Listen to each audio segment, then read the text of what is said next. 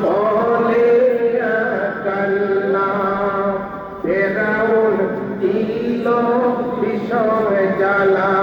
আমার আল্লাহ তাআলা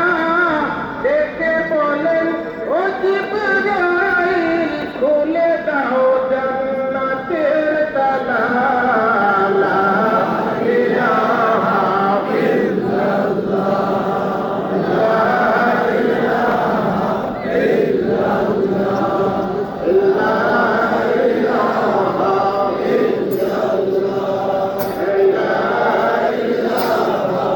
ইল্লাল্লাহ নবী বলেন কাল্লা দরুদে বলে আগুনে পালা ইব্রাহিম নবী বলেন কাল্লা ওমরকে বলে আগুনে পালা আমার আল্লাহ